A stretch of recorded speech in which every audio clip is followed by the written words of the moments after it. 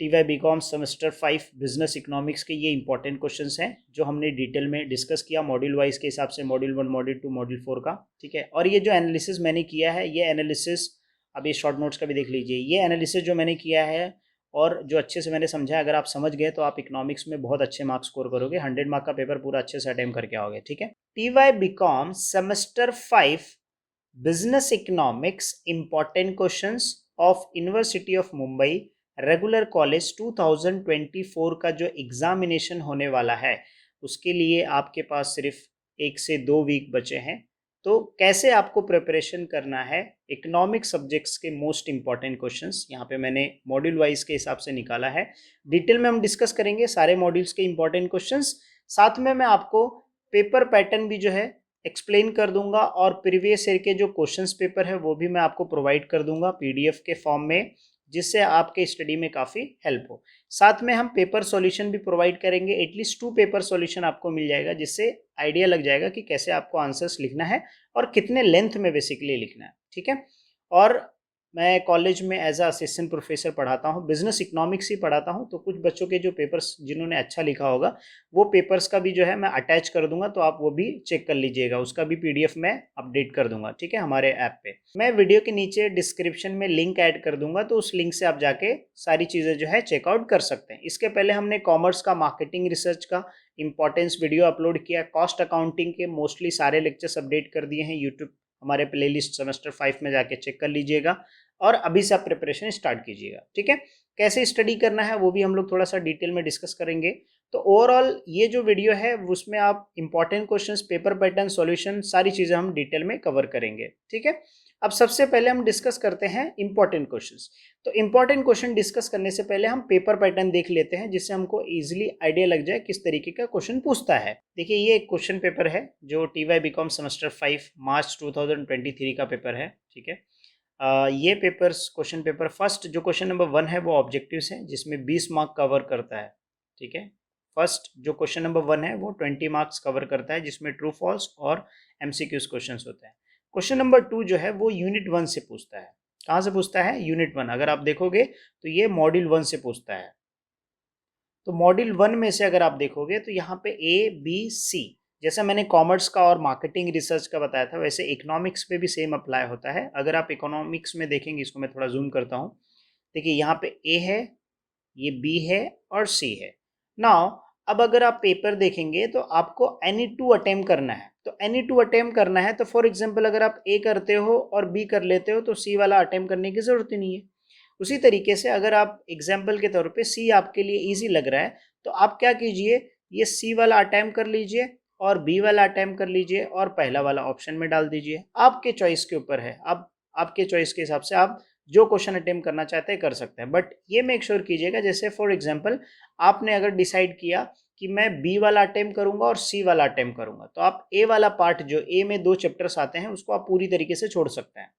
तो लेकिन ये मेक श्योर करना कि ये B वाले में जैसे make in India, invest in India, skill development programs और ट्रेनिंग डेवलपमेंट और ये सस्टेनेबल डेवलपमेंट गोल्स, ये ध्यान रखिएगा। टोटल 4 से 5 क्वेश्चन है, तो ये आप पूरे करिएगा। ये पूरा आप छोड़ सकते हैं, कोई दिक्कत नहीं। सोशल इंफ्रास्ट्रक्चर्स और NEP का पूरा टॉपिक छोड़ सकते हैं, आप B और C वाला कर लीजिए, इससे क्वेश्चंस कवर हो जाएगा। ठीक है, और प्रीवियस ईयर के जो पेपर्स है वो भी आप जाके चेकआउट कर सकते हैं, उसमें भी आपको समझ में आ जाएगा पेपर्स, राइट।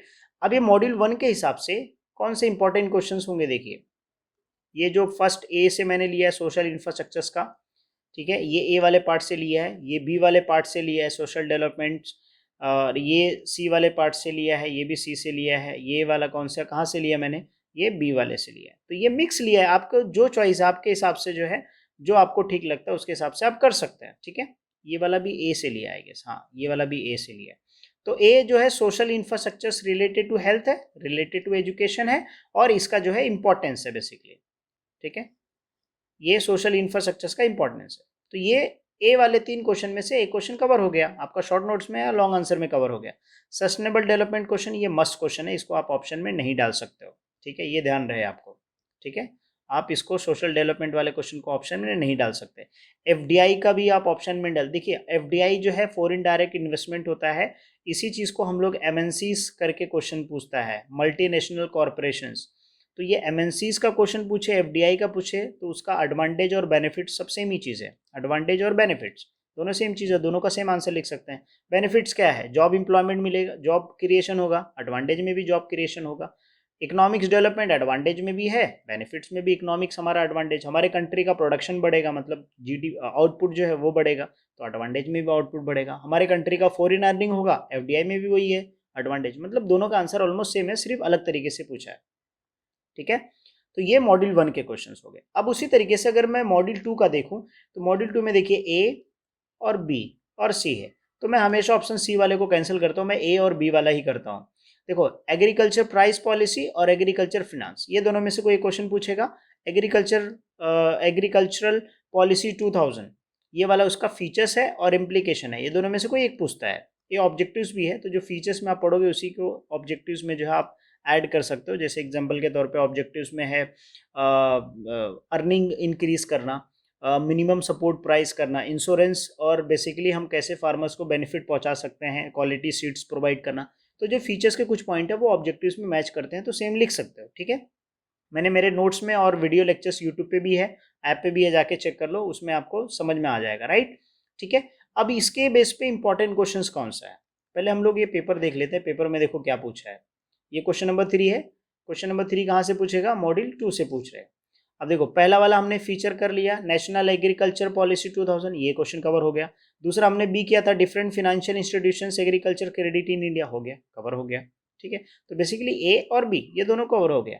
उसी तरीके से अगर हम लोग इंपॉर्टेंट क्वेश्चन देखें, तो ये इंपॉर्टेंट क्वेश्चन है, आप देखेंगे। पहला क्या है? National agriculture policy 2000, sources of agricultural finance, इसमें दो सोर्स है, एक क्या है? इंस्टीट्यूशनल है, क्या है? इंस्टीट्यूशनल है, और एक दूसरा क्या है? नॉन इंस्टीट्यूशनल है। तो दोनों में से कोई एक भी पूछ सकता है, दोनों साथ में पूछ सकता है। Different financial institution providing rural credit, तो आप इसमें जो इंस्टीट्यूशनल और नॉन इंस्टीट्यूशनल है उसके पॉइंट्स आप यूज करके क्या कर सकते हो? दोनों को एक्सप्लेन कर सकते हो। दोनों क्वेश्चन का आंसर ऑलमोस्ट सिमिलर है।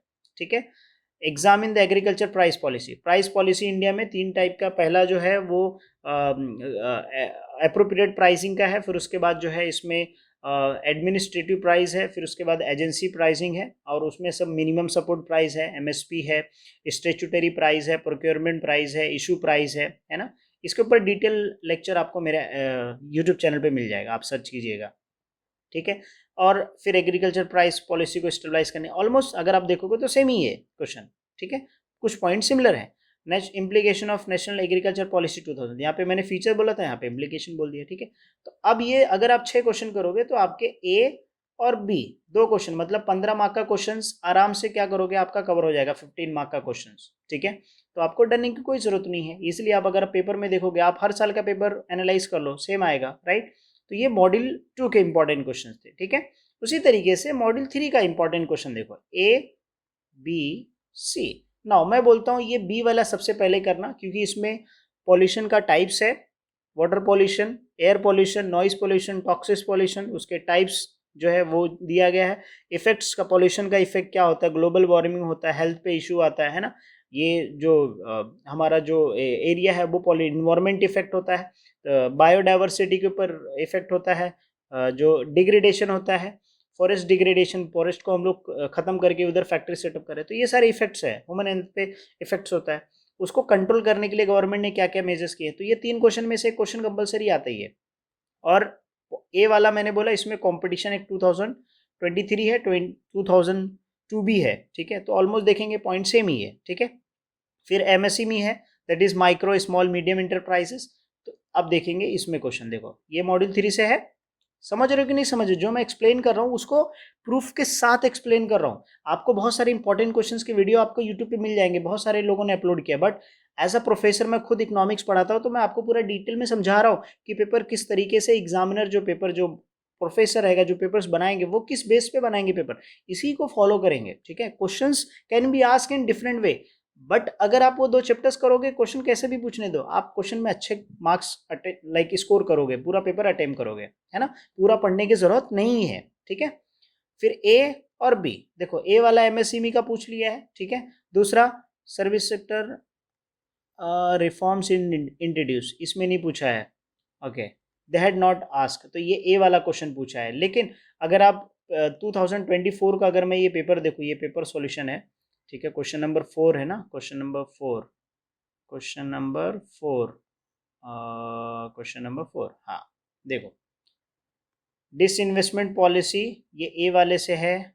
फिर उसके बाद पॉल्यूशन का देखो, what what are the effects of industrial pollution. तो अगर आप देखोगे क्वेश्चन पूछेगा ही इससे रिलेटेड, ठीक है। फिर उसके बाद मॉड्यूल 4 आता है। अच्छा, इसके इंपॉर्टेंट क्वेश्चन देख लो, यहाँ पे मैंने लिखा है मॉड्यूल 3 के, दिस इज कॉम्पिटिशन एक्ट 2002, 2003 भी आता है, ऑलमोस्ट सिमिलर है, सिर्फ थोड़ा सा चेंजेस हुआ है एज पर दी करंट मार्केट के हिसाब से। एमएसएमई है, achievements of disinvestment policy, effects of industrial pollution, measures to pollution. इसमें टाइप्स ऑफ पॉल्यूशन इसलिए नहीं लिखा है क्योंकि वो आप खुद से लिख सकते हो, water, Airways. I hope you understood, right.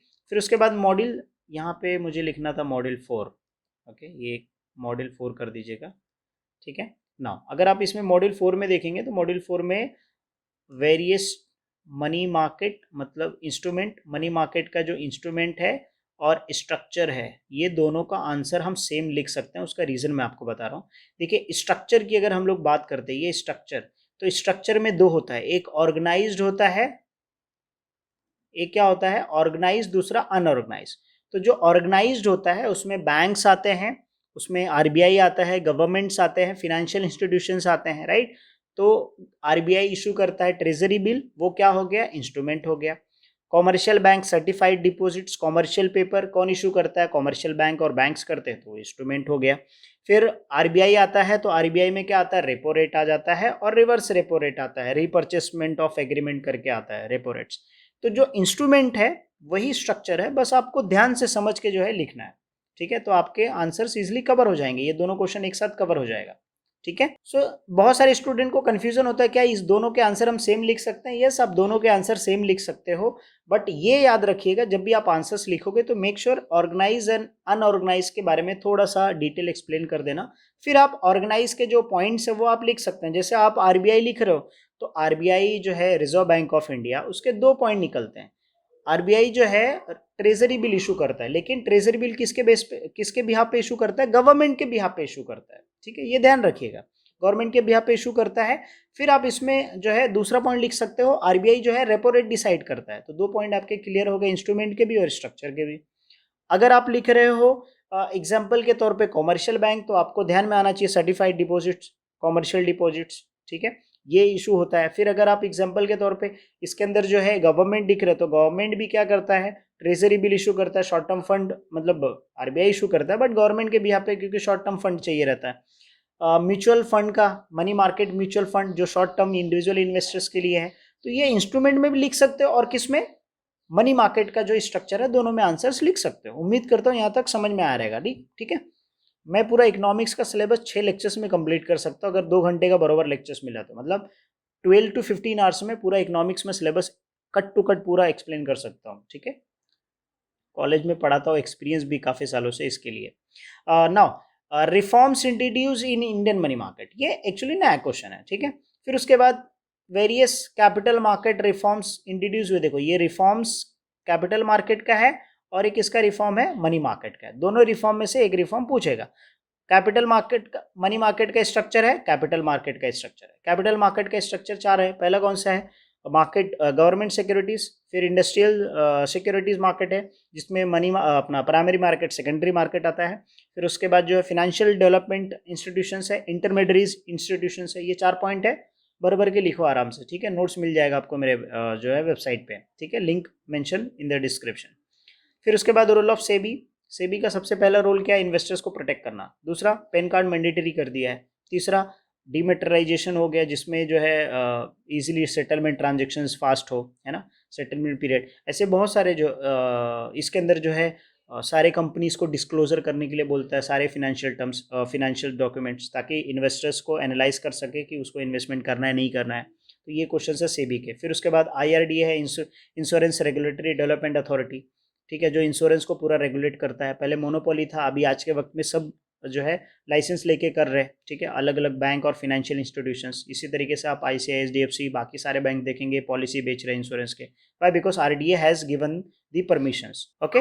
So I hope you understood, okay, कि ये इंपॉर्टेंट क्वेश्चन है मॉड्यूल 4 के हिसाब से। वही अगर आप लोग देखेंगे यहाँ पे मॉड्यूल 4 के इंपॉर्टेंट क्वेश्चन के, तो देखो ये मनी मार्केट, कैपिटल मार्केट, तो बी और सी वाला क्वेश्चन कवर हो जाएगा। As you can see here, देखो मनी मार्केट, कैपिटल मार्केट दोनों कवर हो गया, ठीक है। उसके बाद शॉर्ट आंसर्स के लिए अगर शॉर्ट नोट्स देखोगे तो जो लॉन्ग आंसर्स आपने किया ना उसमें से 2 या 3 शॉर्ट नोट्स भी कवर हो जाएगा। फिर मेक इन इंडिया है, role of MNCs. Role of MNCs मतलब क्या, वही एडवांटेज ऑफ एफडीआई, ठीक है। एमएनसीज का रोल क्या है, टेक्नोलॉजी ट्रांसफर करना है ना, जॉब क्रिएशन करना, ठीक है, ओवरऑल इकोनॉमिक्स का डेवलपमेंट है ना, फॉरेन अर्निंग एक्सचेंज इंक्रीज करना। तो ये सारे रोल ऑफ एमएनसीज है। तो सारे आंसर्स तो मेरे को तो ऐसी पॉइंट्स में मैं एक्सप्लेन कर दूँ आपको, ठीक है। बट आपके लिए मैं सजेस्ट करूंगा मेरे यूट्यूब चैनल पे जाओ, प्लेलिस्ट में जाओ, कुछ ओल्ड वीडियोस है, कुछ न्यू वीडियोस है, जाके देखो, पूरा लेक्चर अच्छे से समझ में आएगा आपको इकोनॉमिक्स, ठीक है। वीडियो काफ़ी लंबा हो गया बट मैं चाहता था कि पूरा अच्छे से डिटेल में आपको एक्सप्लेन करूँ इंपॉर्टेंट क्वेश्चंस का पूरा। उम्मीद करता हूँ ये जो एनालिसिस है ये आपको हेल्प किया होगा। अगर फिर भी आपको कुछ डाउट है तो कमेंट सेक्शन में पूछ लीजिएगा। तो ये इंपॉर्टेंट क्वेश्चंस हैं, एक बार वापस देख लीजिए। TY BCom semester 5 business economics के ये इंपॉर्टेंट क्वेश्चंस हैं जो हमने डिटेल में डिस्कस किया मॉड्यूल वाइज के हिसाब से, मॉड्यूल 1, मॉड्यूल 2, मॉड्यूल 4 का, ठीक है। और ये जो एनालिसिस मैंने किया है, ये एनालिसिस अब ये शॉर्ट नोट्स का भी देख लीजिए। ये एनालिसिस जो मैंने किया है और जो अच्छे से मैंने समझा, अगर आप समझ गए तो आप इकोनॉमिक्स में बहुत अच्छे मार्क्स स्कोर करोगे, 100 मार्क का पेपर पूरा अच्छे से अटेम्प्ट करके आओगे, ठीक है। अब अप्रैल 2024 का एक पेपर सॉल्यूशन है, इसके अलावा 1-2 और पेपर सॉल्यूशन आपको मिल जाएगा ऐप पे, तो आप जाके एक बार चेकआउट कर लीजिएगा, ठीक है। पूरा डिटेल में एक्सप्लेन किया है। प्रीवियस ईयर के पेपर्स भी आपको जो है ऐप में मिल जाएंगे, ठीक है। स्टडी कैसे करना है, अभी आपके पास इंपॉर्टेंट क्वेश्चंस मिल गए हैं ना, आप इंपॉर्टेंट क्वेश्चन मिल गया, अभी इस इंपॉर्टेंट क्वेश्चंस का क्या कीजिए, माइंड मैप बनाइए। क्या बनाइए, माइंड मैप बनाइए। अब माइंड मैपिंग करना सर क्या होता है, माइंड मैपिंग करना होता है कि भाई अब जो भी क्वेश्चन है, जैसे for example features of competition act है, तो उसके अंदर कितने पॉइंट्स है, लेट्स एग्जांपल 6 पॉइंट है, तो 6 पॉइंट को आप क्या कीजिए, ऊपर क्वेश्चन डालिए, उसके नीचे 6 पॉइंट लिखिए। आप मेरे नोट्स भी देखोगे वेबसाइट पे, तो वहाँ पे भी मैंने माइंड मैप बहुत सारा यूज़ किया है। आप उस तरीके से यूज़ करके आप क्या कीजिए, पूरा अच्छे से एक दिन बैठ के पूरा माइंड मैप बना लीजिए, फिर उसके बाद पढ़ना स्टार्ट कीजिए, तो आपको इजीली समझ में आ जाएगा। जहाँ नहीं आपको समझ में आएगा उस वहाँ पे मेरा वीडियो लेक्चर देख लेना। मैंने इकोनॉमिक्स का ऑलमोस्ट फ्री लेक्चर्स अपलोड करके रखा है यूट्यूब पे पूरा, ठीक है। तो ये आपके लिए है जो आपको कहीं पे भी नहीं मिलेगा, इतना डिटेल में अच्छे से ईजी वे में एक्सप्लेनेशन, ठीक है। तो अगर आपको ये वीडियो पसंद आता है तो वीडियो को लाइक, कमेंट, शेयर जरूर कीजिएगा और उम्मीद करता हूँ ये वीडियो आपके लिए हेल्पफुल रहेगा। अगर आपको ये वीडियो आपके स्टडी में थोड़ा सा हेल्प किया रहेगा, वैल्यू ऐड किया रहेगा आपके स्टडी में, तो आपकी रिस्पॉन्सिबिलिटी है ये वीडियो आप अपने ग्रुप्स में, स्टेटस पे अपने फ्रेंड्स को जरूर शेयर कीजिएगा।